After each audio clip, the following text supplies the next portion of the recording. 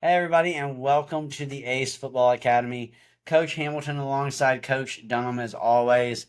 Coach, tonight's or today's or this morning, whenever you're listening to it, this week's episode is really kind of hits home with me because it's something I'm dealing with on a personal level on the soccer field. One of my teams, very, very talented. We're great. We're solid. We do a lot of good things, but over the course of the past couple seasons, we've always kind of come up a little short, right? We're always missing that one win or that one X factor that promotes us or gets us to the next level. And so I think we all thought we had it last season. We were rolling through our season. We were handling teams, 4-0, 5-0, 4-1, just not a lot of competitive matches, right? And so things were great. Things were easy, right? Everybody's having a good time. We're laughing. The group me is fun and lighthearted, and everybody's having a good time. Um, we get to the last four games of our season, and again, you're sitting at the top of the standings, and things are going well. And we played a team that we hadn't played before, and we knew it was between us and them. And we fell behind. And it was the first time all season. And when I say that, I'm not using that term lightly. It was the first time all season that we fell behind. And we were behind 1-0. And I don't want to make it sound like my girls quit because they didn't. They worked, right? And they worked and they fought, but we could never put it together to get that goal back. We ended up losing 1-0, and then things started to spiral. We played a team the next weekend who was winless in the conference. We had beaten them 5-6-0 the first time we played them. They beat us 1-0. Right? We fall behind early on a fluke goal, and we can't get it back. Then we play that team who beat us the weekend, the team that ends up winning our division. We played them, and they beat us like 5-0 that next weekend, right? So things just really started to spiral for us because we didn't have, and this is the word we're using tonight. We didn't have that resiliency. We didn't have that capacity to withstand or recover quickly from difficult times, and it spiraled on us, and things got out of control. And then all of a sudden, we went from, and I don't like putting it this way, but if you ask my team, if you ask my girls, if you ask my parents, this is what they say. We went from having a really potential successful season to finishing third and feeling really disappointed based on the way the season ended. And so it brought up that question of, for me, how do you build resiliency? Especially at this young age, this middle school age that I'm dealing with. How do you build that capacity to withstand hard?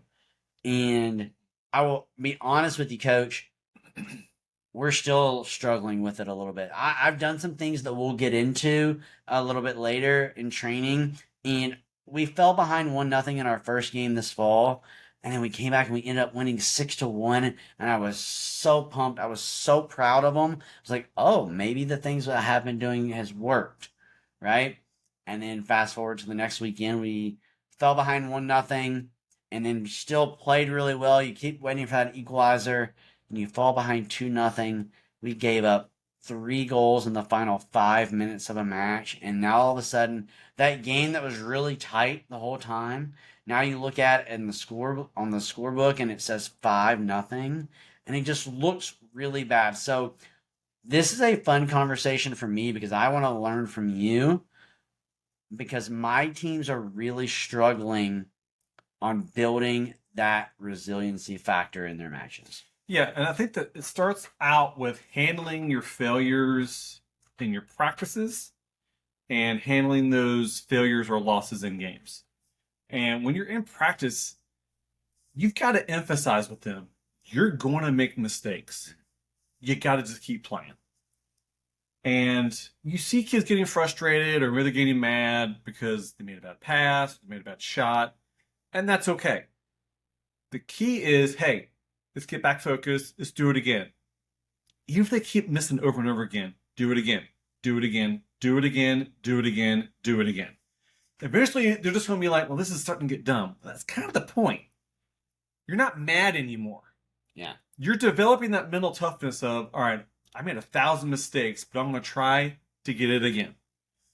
One of the things that I worked on when I was coaching high school was we would have our scrimmages. I would automatically put one team up or down 1-0, 2-1, whatever it may be. And I'd say, you've got 10 minutes to get back in this game. Discuss it, figure it out, let's go. All right? And that's spur of the moment type of situation. And that's kind of how games are. Yeah. You're down 2-0. You don't have time to have a timeout.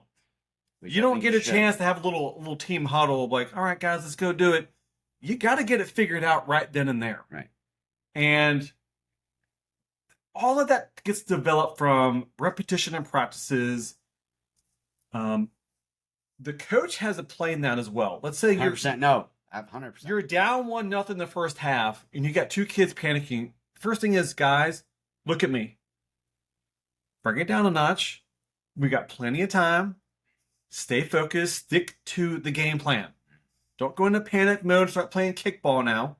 All right? And start reassuring them throughout the game. We have time. Yeah. Keep playing your game. And now over a season, you're developing that composure. You're developing some poise about, all right, we're down 1-0. We've been here before. Let's get back at it. Let's go at it. Let's get it done. Yeah, I love what you said at first. Like, it is, and this is something that I've tried to do, and I probably need to do even more of it, where you start those small-sided game. Hey, Blue, you're up 1-0. Got 4 minutes, play.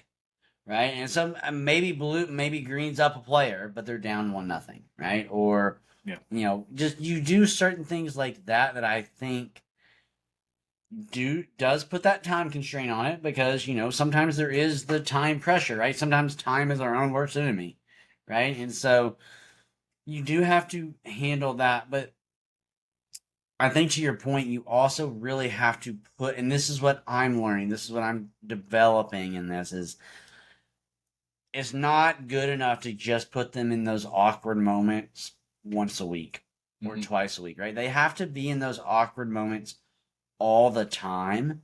And I think that is what's going to be important for me moving forward, especially in my trainings. Yeah. I love that you just brought that up. Kids are so different. Everybody's a little bit different in different ways. And one of the things that I like that you just brought up there is a coach needs to make players feel uncomfortable on the field. And that doesn't mean yelling and screaming at them. Yeah, absolutely. But it means demanding more, expecting more, putting pressure on them, almost to a point where you're forcing them to make mistakes. And once you start breaking down that, I guess, those failures, and you kind of pressing those failures into them, now we're building them back up.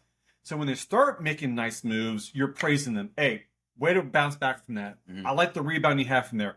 Your first 5 minutes was a complete disaster, but the last 10 minutes, unbelievable. All right? So pressing them to feel uncomfortable, putting that pressure on them where you're kind of forcing them to make the mistakes. Maybe you're putting restrictions on either a small-sided game or whatever the training session is, where it's almost impossible to please the coach. Yeah. And now they're getting frustrated. And you're like, all right, got them where I want them. Let's change things around. Now we're starting to praise a little bit. So instead of them getting mad, they're getting a little anxiety, but they're working. Yeah. Just like you said, they're working hard. Yeah. They're understanding that you got to put in the work to get the results. And sometimes you're never going to get the reward even after all that hard work. So let's just go to our second part of this conversation. You have written staying focused after going behind in the game. And I guess we could do this in two parts. I'm going to jump to the second part because it's where I struggle, right? It's why if you go back and listen to our conversations, I want a timeout in soccer, right? But in a match last weekend, and I described this to you off air. For those of you that are in our area, you know what kind of weather we're dealing with right now. And we were literally playing in a windstorm. We defended in the first half. Again, I don't want to get long-winded, but let's just say you're down 1-0 at halftime. You have your halftime speech of, "Hey, we're gonna stick to what we're doing because it's working, and it's gonna work." And now we have the weather in our favor, and now we have things in our favor, right? And so you come out in the second half, and truly things are working, right? Everything is going your way except can't find the back of the net. Yeah, we've all been there. Right. And it happens, and I get it. And that's where you pay attention to their ace. Oh, no, 100%. Absolutely. Yeah. And so you give up that second goal. Mm-hmm. And in our case, we gave up that second goal after, again, I mentioned, and I am not exaggerating, we played 30-minute halves. In 25 minutes of us dominating the second half, we just could not find that goal, right? And so you give up that breakaway goal because of course you do, right? They get one shot on goal and they score, despite you having 9 and haven't scored at all. So we're down 2-0. I could tell as a coach in that moment that our match was going to get ugly. I could tell by the body language, I could tell by the reactions, that it was not. Now, I have 1 or 2 players who I could hear that are like, "Hey, come on, we got to go. We got to get it back. Let's go. Come on, right?" I have 1 or 2 of those players, but most of my players, I could tell this match was going to get ugly. And as I told you, it got ugly. Mm-hmm. We end up giving up 3 goals in the final 5 minutes, and now all of a sudden, that match that maybe you lose 1-0 against. Now, I'm not taking anything away from the team we played. They were good. They were better than us that day, right?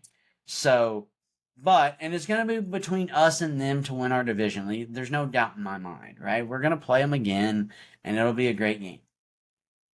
But how do you, in that moment of, oh, things are unraveling, I don't have a timeout because Coach Dunham won't vote for it. That's right. How do you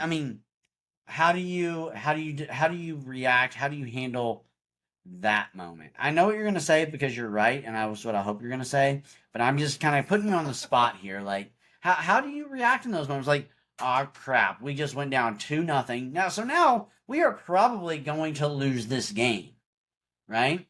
So how do you go from, all right, we're going to lose 2-0 versus we just lost 5-0? Yeah, I think when you go down 1 goal, we're still in the game. We go down 2 goals, it might be pulling away from you.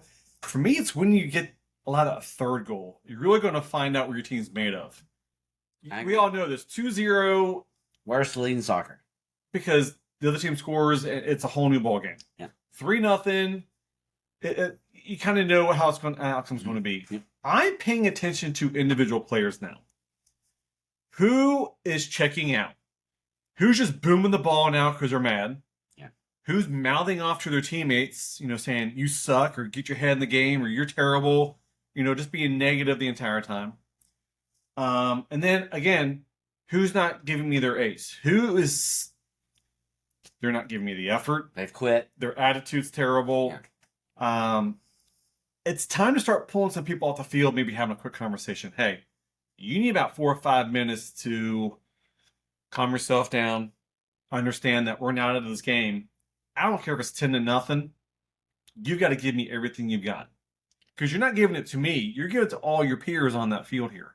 I think that's what's going to be, and I hope some of my players are listening to this.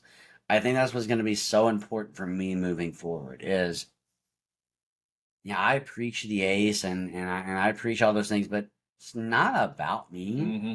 It's about the people that you're playing for. Yeah. And so if I have Chris who's working his butt off, even though he's down 4-0 now, and he plays the ball to the wing and the wing's not there, or he plays a through ball, or whatever it is, right? Then it is my responsibility as a coach to pull that player off the field and just say, hey, look, I'll find somebody else who will do it. Yeah, I think if you can get a team to play for each other, I love when players say, I'm giving it everything I got for you, coach. We love that. Of course. But if they understand the value and the motivation that you can get when players say, I'm doing this for you. Mm-hmm. Hey, I just scored that goal for you, center back that let that first goal in. I did that for you. Yeah. Now you've got some resiliency within the team. Well, and something that I did, I haven't done it with the team that we're speaking of, but I did do it with my other team. I'm trying not to just let everyone know who I'm talking to, but most people know who I'm talking about. And to one of my players' credit, she did message me and was like, "Hey, coach, remember that game that we did where it was in one of these resiliency moments, right? We needed a rebound, and I had them draw a name out of a hat, right? Just so simple, right? I put every player's name in a hat. You drew your name out of a hat before the game, and you put that name in your sock or underneath your shin guard, right? And that's who you were playing for that game. It's a great idea. And then our post game was simply, I walked up to Chris and I said, Chris, did I make you proud today? Yeah. Did I live my ace for you today? Yeah, that's and awesome. then you said, hopefully you said yes, right? but I did have a player reach out and say, hey, can we do that again? Right? So I think there is some power in that where, to your point, if we can get them playing for each other, I don't care about me, right? Whatever. Yeah.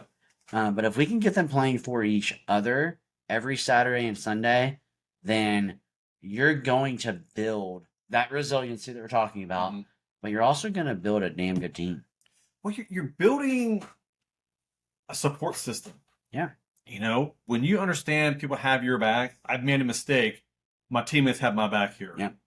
And I love, and I've seen it before, I scored that goal for you, Charlie. I got you. I got your back. Yeah. Don't worry about it.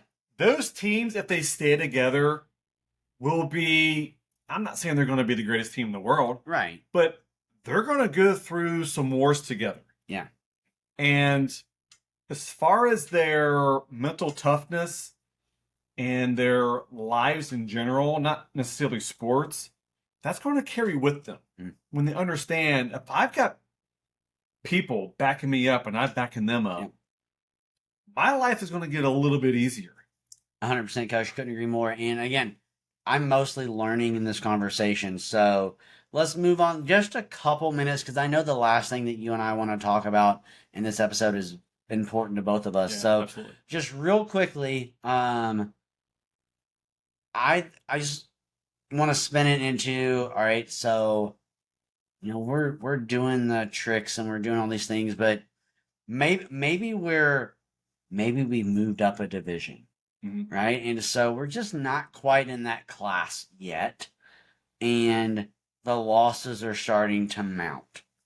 Right? And they're not fun losses. Yeah, I like this. Right? So I'm getting beat 4-0 on Saturday. I'm getting beat 5-1 on Sunday. Then I go to training and coach is working us and drilling us. And then the next Saturday I get beat 3-0. And now I'm back at training on Tuesday. So now things aren't fun for anybody, right? I think the word that I just used there, fun, is what you have to get back to as a coach. I love this because not everyone's going to experience this kind of thing, but if you've moved up a division that you're just not ready for, the losses are going to happen. And just like you said, you've got to get back to fun. If you're going in and you're just drilling them every single practice, we're going to get better. We're going to get better. Well, they've got to enjoy what they're doing to get better. And to your point, they might be getting better. But again, if you're not ready for that division you're playing in, better might not be good enough. Or I shouldn't say that. Better might not show up on the scoreboard on Saturday. Yeah. In these situations, let's say you play 10 games in a season, you're 1-6. Yeah. You know, you got 9:02 p.m. you got 3 games remaining. I like the idea of doing the unexpected. And I don't give any heads up on this. And I've done this. God, it's been a long time since I did this. So we go into a game. Let's just say we know the team is just better than us, as some of the other teams have already been. I'm going to do the unexpected. I'm going to put people in positions. I love this. Like, I'll put my defense at striker. Yeah. And all my forwards back on defense. And I'm going to put some random person in goalie. And I'm going to say, who here is a good one? Take that onto the field. Yeah. Love it. Watch your center back score a goal today. You better have his back. Yeah. All right? And that's all I'm going to say. Get out there, get back to the 5-year-old selves, and just go play. Well, and I think it also says something into what you just said is 100% correct and 100% the answer. But also, when do you have a tendency to work harder? Well, when you're uncomfortable, right? When I'm unsure of what I'm doing as that outside back, you better believe I'm going to work my butt off because I don't know if I'm doing the right thing, right? So I love this, Coach, and I might actually take that with me next week over the course of the next couple weeks. And the funny thing is, when you do it so unexpectedly. Yeah. I remember I was coaching high school. It was senior night. And we're playing a team that was below us. Yeah. And they ended up scoring a goal on us. And I think it was like 1-0. They were up 1-0 at halftime. So I got everybody off here and I asked somebody, hey, whose fault was that? And the girl's like, whoa, what? I'm like, that goal, whose fault was it? She's like, it was KB's. KB, you're in goal, second half. Let's go. Let's do this. Keeper, you're my striker. Let's frickin' roll. And all the kids were like, whoa. They came alive. Yeah. The motivation, the spark of energy, just from that little move, changed everything. Because they were smiling. Yeah. Like, JJ is going to be a striker. I can't wait to watch her run. Yeah. And they're also waiting for that moment of, like, he's going to be like, April Fools. Just kidding. Right? But then you don't do it. No. And then they get on the field. They're like, okay, we have to really do this. So here we go. Let's go. I love what you said. They worked so hard in those different positions. Yeah. One of the memories that I have was we gone to the Boyle County tournament, and for whatever reason you couldn't go, and it was when I was your assistant, and I'd stepped in for you, and I think maybe your son was playing or whatever. Whatever it was, and one of your seniors, I didn't do it on purpose. I just was just like, hey, here's our lineup. And I think you had sent me the lineup, and then I wrote it down wrong. And I even think Bailey, shout out Bailey Vanover. I think Bailey brought it to me and was like, wait, is this really what we're doing? And I was like, yeah, that's what we're doing. So that's what he sent me. And they're like, oh, okay, we got it.